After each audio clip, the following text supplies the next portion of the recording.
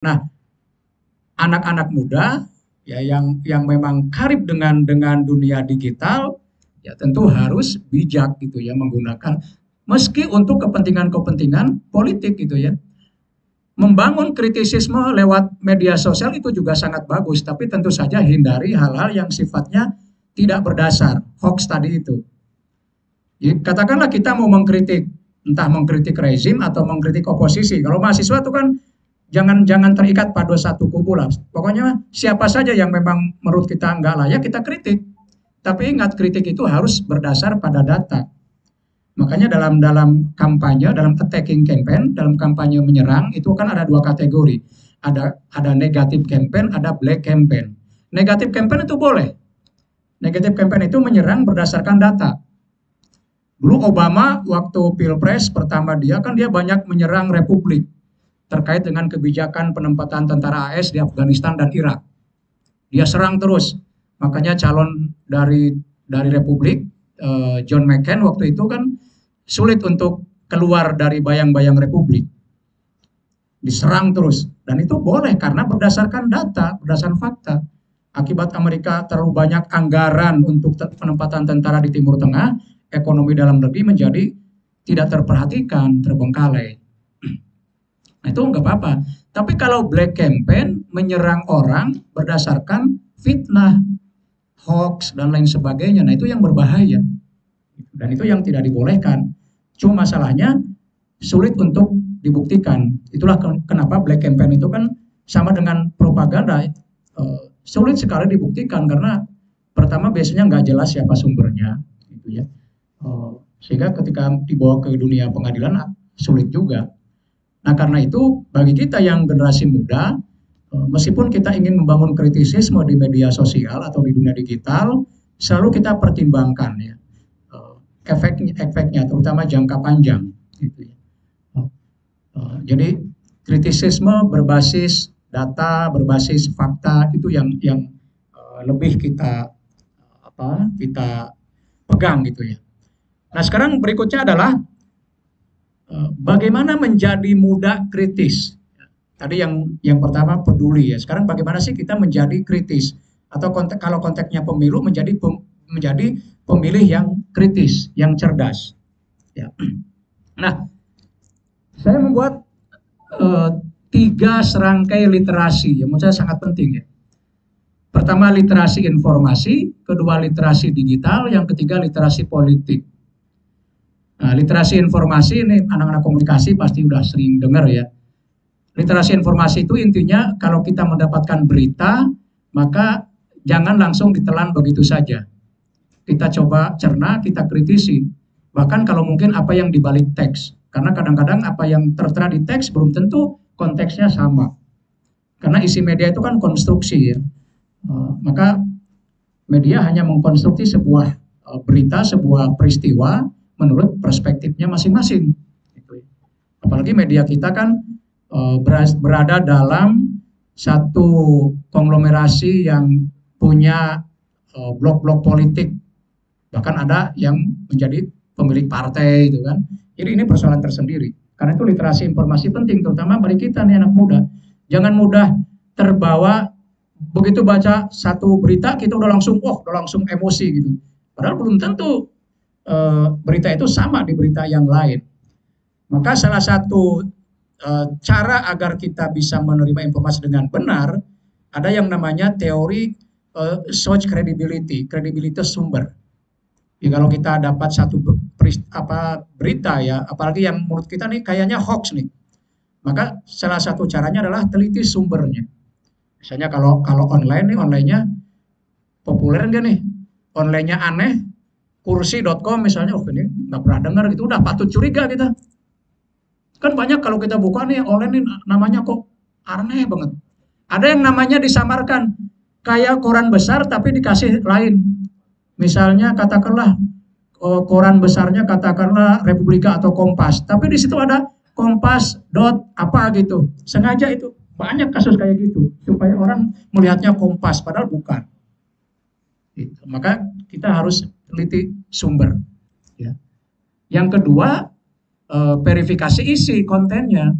Kadang isi sebuah informasi di satu media berbeda dengan di media yang lain. Kenapa berbeda? Ya karena kepentingan politik dari setiap media berbeda. Nah itu. Kemudian literasi digital. Tadi saya kira sudah jelas kalau literasi digital. Yang ketiga literasi politik. Nah ini yang saya kira pas bagi kita ya.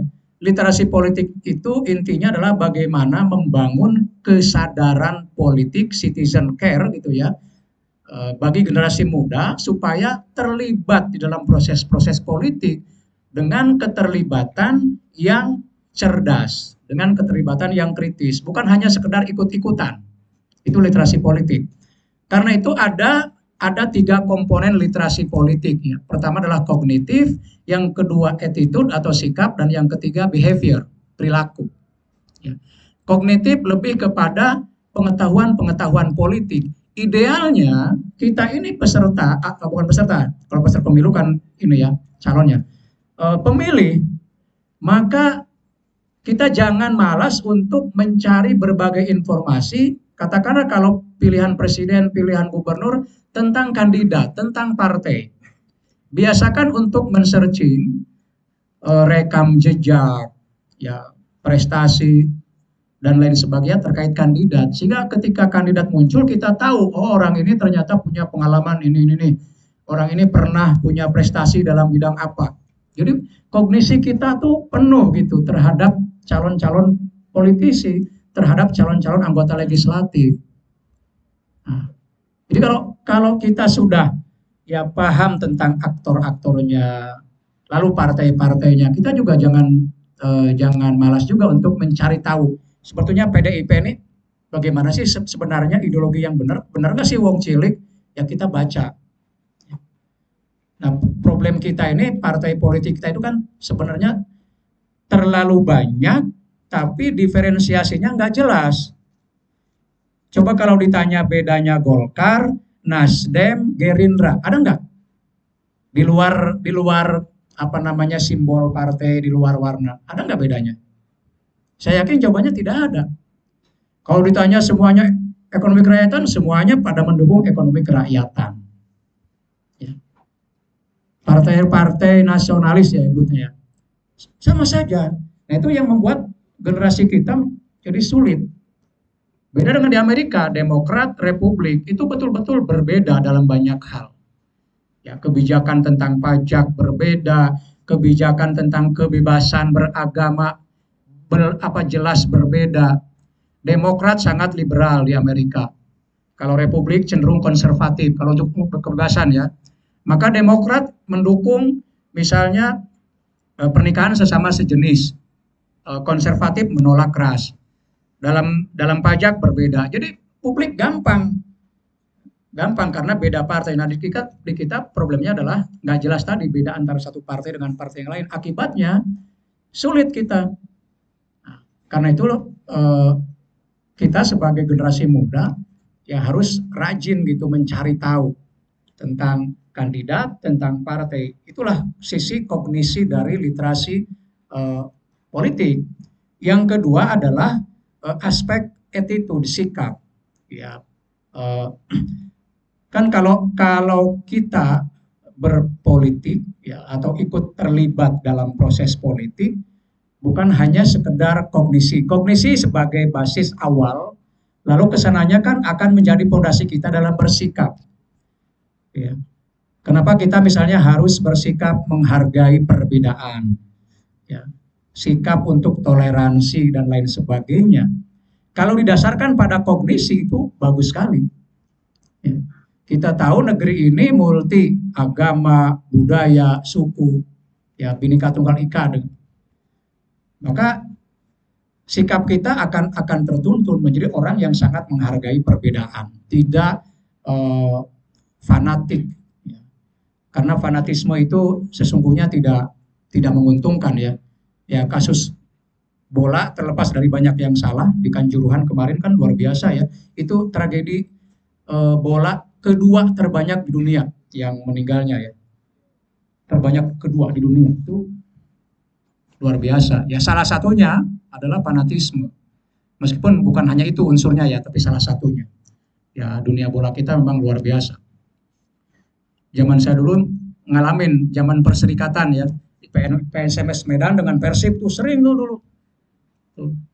Saya karena nontonnya di Senayan, karena orang Kuningan jadi dukungnya Persib. Ya, ya tapi sejauh itu nggak pernah sampai ribut beneran sih PSMS Persib. Meskipun final waktu itu PSMS terus yang menang itu. Adu penalti waktu itu tahun 80 berapa gitu. Tapi nggak sampai ribut, baru dengan Persibaya ributnya itu yang bonek ya, di menghancurkan mobil di luar Senayan. Ya. Nah, itu fanatisme itu sikap yang tidak bagus. Dan yang ketiga adalah behavioral pada perilaku. Nah, kalau misalnya kognisi kita itu bagus gitu ya, lalu sikap kita juga terpandu dengan baik karena didasari oleh kognisi, maka perilaku kita, tindak tanduk kita terkait dengan proses politik juga akan sangat baik, gitu, akan sangat terbantu.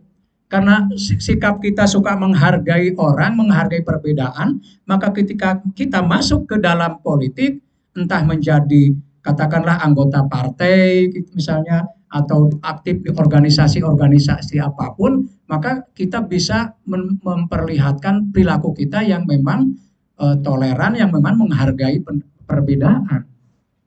Nah, itu. Dan itu akan sangat mendorong kita mendorong kita untuk menjadi pemilih-pemilih yang pada akhirnya pemilih yang selain cerdas juga kritis. Gitu. Ya. Tuh. Jadi 3 komponen literasi politik ini sangat penting ya, kognisi, attitude, behavioral.